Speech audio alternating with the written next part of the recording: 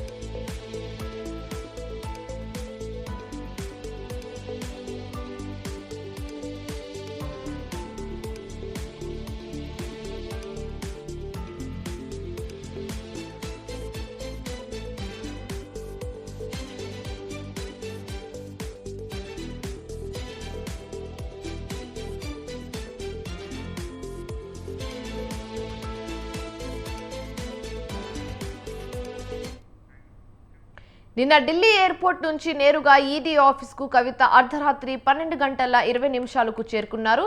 రాత్రంతా ఈడీ ఆఫీసులో ఉన్నారు కవిత.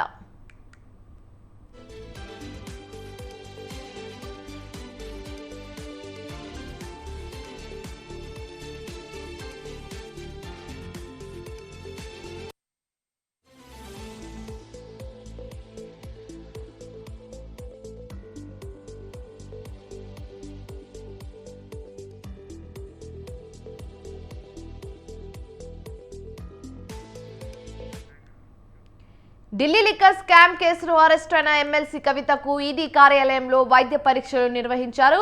ఈడీ కార్యాలయానికి మహిళా వైద్యులు చేరుకొని కవితకు వైద్య పరీక్షలు చేశారు. మరి కాసేపట్లో ఆమెను రౌస్ అవెన్యూ సిబిఐ ప్రత్యేక కోర్టులో హాజరుపరచనున్నారు. ప్రస్తుతం ఆమె ఢిల్లీలోని ఈడీ కార్యాలయంలో ఉన్నారు. అరెస్ట్ను ఖండిస్తూ సుప్రీంకోర్టులో కవిత ఛాలెంజ్ పిటిషన్ వేయనున్నారు. అరెస్ట్ను సవాల్ చేస్తూ కవిత పిటిషన్ వేస్తారు. ఈడీ కోర్టులో రిమాండ్ను ఛాలెంజ్ చేయనున్నారు కవిత.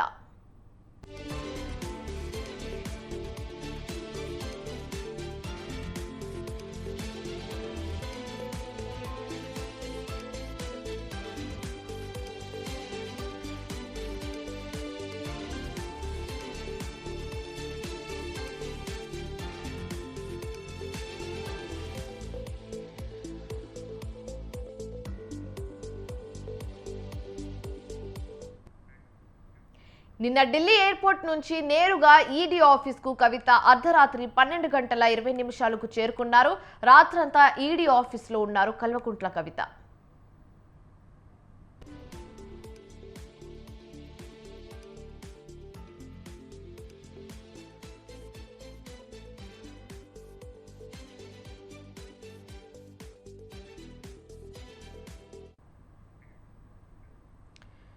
కవిత అరెస్ట్ కి సంబంధించి మరింత సమాచారం మా ప్రతినిధి ఉషా లైవ్ ద్వారా అందిస్తారు. ఉషా, చెప్పండి.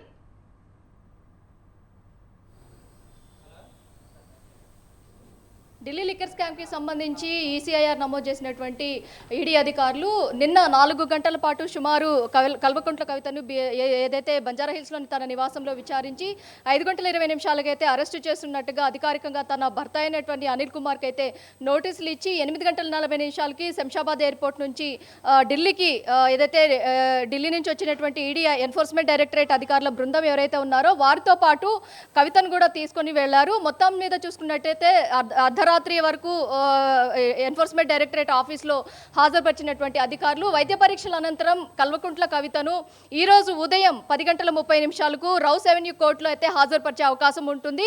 మరోసారి వైద్య పరీక్షల అనంతరం రౌస్ అవెన్యూ కోర్టులో ఏదైతే కల్వకుంట్ల కవితను హాజరుపరిచే అవకాశం ఉంటుంది. మొత్తం మీద మద్యం పాలసీకి సంబంధించి సౌత్ లాబింగ్కి సంబంధించి భారీ ఎత్తున ముడుపులు చెల్లించారు. అలాగే దీనికి కీలక వ్యక్తిగా కల్వకుంట్ల కవిత వ్యవహరించారు అన్న ఆరోపణలు ఉన్నాయి. కాబట్టి అప్పటి అప్పట్లో ఏదైతే మద్యం పాలసీకి సంబంధించి టెండర్లు వీరికి ఫేవర్గా చేసుకున్నారు. అలాగే మద్యం పాలసీని స్కామ్ లాగా వీళ్ళు ట్రాన్స్ఫర్ చేశారు. టెండర్లకి సంబంధించి కూడా సౌత్ జోన్కి సంబంధించి ఇప్పటికే ప్రతి ఒక్కరు కూడా అప్రూవర్గా మారినప్పటికీ ఇద్దరు మినహా ఏదైతే ఢిల్లీ సీఎం అయినటువంటి కేజ్రీవాల్, కల్వకుంట్ల కవిత మినహా మిగతా అందరినీ కూడా అరెస్ట్ చేసినటువంటి సిబిఐ అధికారులు ఈడీ కేసు నమోదు చేసుకున్న తర్వాత మొత్తం మీద చూసుకున్నట్టయితే ఈ కేసుకి సంబంధించి కల్వకుంట్ల కవితకి సంబంధించి మాత్రము ఏదైతే కల్వకుంట్ల కవితకి సంబంధించి ఇప్పటికే అమిత్ అరోరా సమక్షంలో కల్వకుంట్ల కవితను కూడా విచారించే అవకాశం ఉంటుంది. మరి కాసేపట్లో 10:30 రౌస్ అవెన్యూ కోర్టులో హాజరుపరిచిన తర్వాత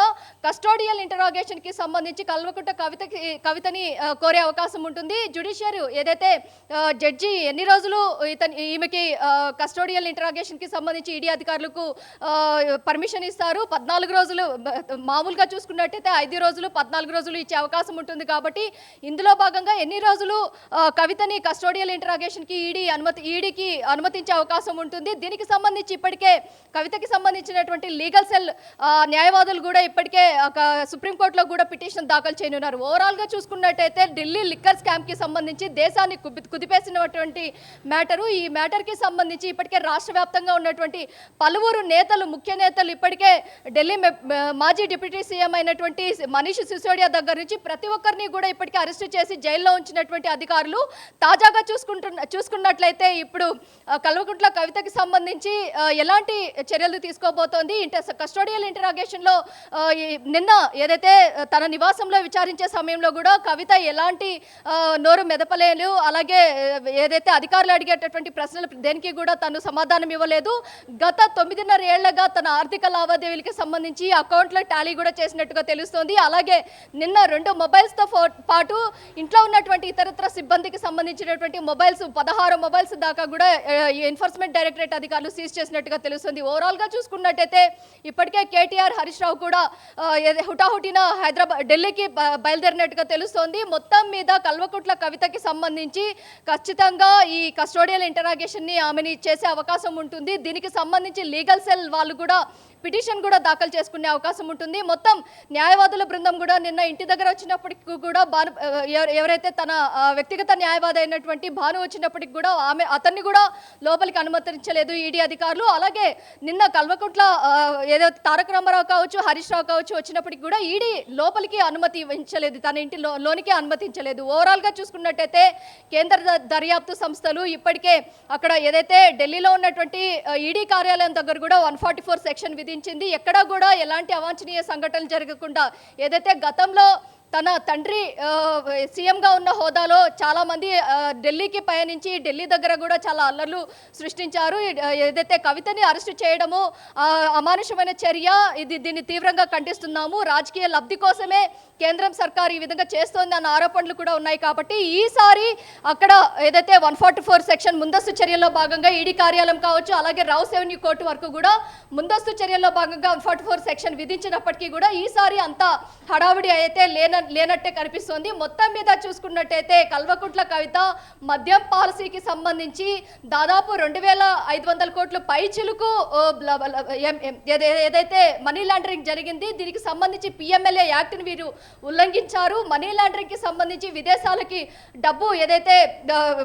డబ్బు మొత్తం కూడా, నగదు మొత్తం కూడా తరలించారు. మొత్తం షెల్ కంపెనీస్ కావచ్చు, అలాగే పిఎంఎల్ఏ యాక్ట్ని ఉల్లంఘించారు నేపథ్యంలోనే ఈడీ ఎంటర్ అయింది. కాబట్టి ఈడీకి సంబంధించినటువంటి లెక్కపత్రాలు మొత్తం కూడా నిన్న తన ఇంట్లో ఉన్నటువంటి సోదాల్లో భాగంగా కూడా స్థిర చరాస్తులకి సంబంధించి 9.5 ఏళ్లుగా తనకు ఉన్నటువంటి ఆర్థిక లావాదేవీలకు సంబంధించింది, అలాగే తన భర్తకి సంబంధించి తన కుటుంబ సభ్యులందరికీ సంబంధించినటువంటి వ్యక్తిగత అకౌంట్స్ ఏవేవైతే ఉన్నాయో వాటన్నిటిని కూడా టాలీ చేశారు ఎన్ఫోర్స్మెంట్ డైరెక్టరేట్ అధికారులు. ఓవరాల్గా చూసుకున్నట్టయితే నేడు ఏదైతే 14 రోజుల రిమాండ్ కోరుతారా ఎన్ఫోర్స్మెంట్ డైరెక్టరేట్ అధికారులు, లేదా ఏదైతే రౌస్ అవెన్యూ కోర్టు వీరికి ఎన్ని రోజులు పర్మిషన్ ఇస్తుంది, కవితని అదుపులోకి తీసుకున్న తర్వాత విచారణలో మరింత సమాచారాన్ని సేకరించే పనిలో అయితే నిమగ్నమై ఉన్నట్టు తెలుస్తుంది. మరోవైపు చూసుకున్నట్లయితే ఈ కేసులో కేజ్రీవాల్ మినహా మిగతా అందరూ కూడా అరెస్ట్ అయ్యారు.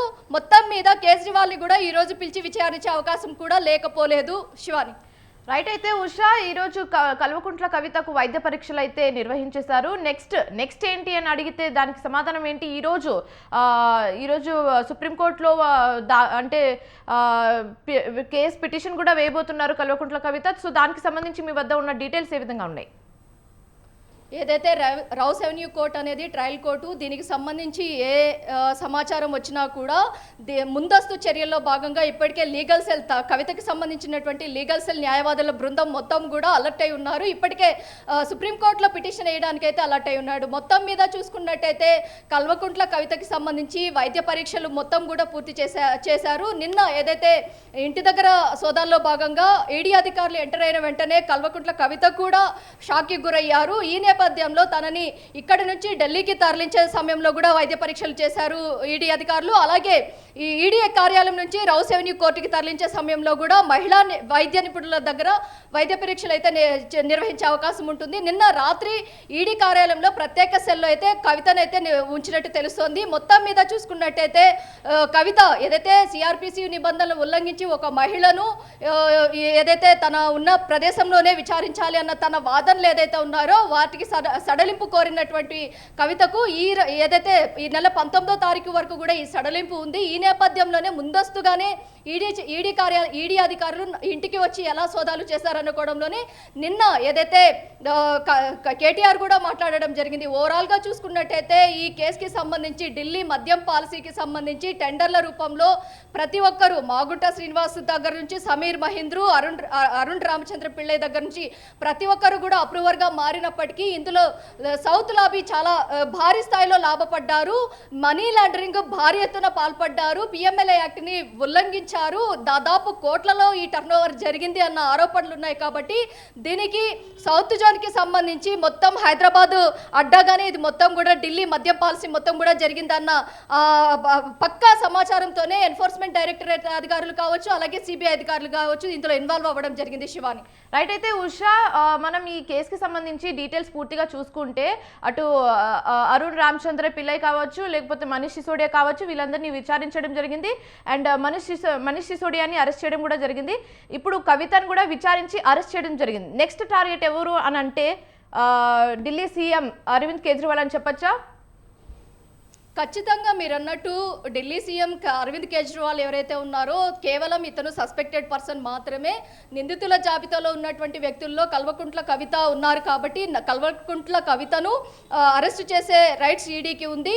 సస్పెక్టెడ్ పర్సన్గా గతంలో కూడా డిసెంబర్ 11వ తారీఖున కవితను ఏదైతే సిఆర్పిసి 160 నోటీసులు ఇచ్చి మరీ సస్పెక్టెడ్ పర్సన్గా మాత్రమే తనను విచారించారు. ఏదైతే ఈమె నిందితురాలు అని తేలడంతో ఈమెని అరెస్ట్ చేసే సూచనలు కూడా ఉన్నాయి. మొత్తం మీద రిమాండ్ రిపోర్ట్లో ఈడీ అధికారులు ఏదైతే ఇచ్చినటువంటి రిమాండ్ రిపోర్ట్లో ఉన్నటువంటి ఈసీఐఆర్ నమోదు చేసినటువంటి ఈడీ అధికారులు రిమాండ్ రిపోర్ట్ మొత్తాన్ని కూడా రౌస్ అవెన్యూ కోర్టులో మెజిస్ట్రేట్ ముందు ప్రొడ్యూస్ చేసి అందులో ఉన్నటువంటి ప్రతి ఒక్క పేజీతో సహా వివరించి ఆ తర్వాత తనని కస్టోడియల్ ఇంటరాగేషన్కి ఇవ్వాల్సిందిగా కోరే అవకాశం ఉంటుంది. Shivani, right. Thanks for the updates Usha.